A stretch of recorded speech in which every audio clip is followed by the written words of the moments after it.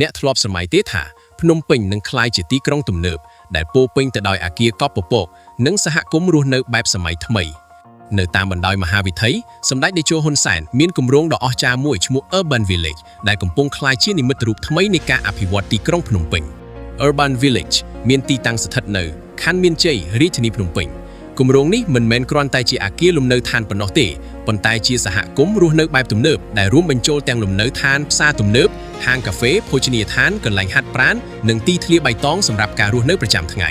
ការរចនាគម្រោងផ្ដោតលើការបង្កើតបរិយាកាសរស់នៅដែលមានផាសុកភាពនិងភ្ជាប់ជាមួយជីវិតទីក្រុងទំនើបចំណុចលេចធ្លោបំផុតរបស់ Urban Village គឺ Sky Prime Tower អគារនេះមានកម្ពស់ 242.1 ម៉ែត្រនិងមាន63ជាន់ដែលបានបញ្ចប់ការសាងសង់ប្រហែលឆ្នាំ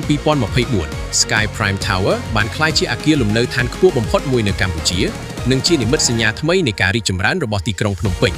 ជាមួយនឹងការរចនាបែបទំនើបនិងផ្ទៃកញ្ចក់ដ៏ស្រស់ស្អាតអគារនេះផ្ដល់នូវទេសភាពដ៏អស្ចារ្យនៃទីក្រុងនិងជាជម្រើសដ៏ល្អសម្រាប់ការរស់នៅក្នុងបរិយាកាសទំនើប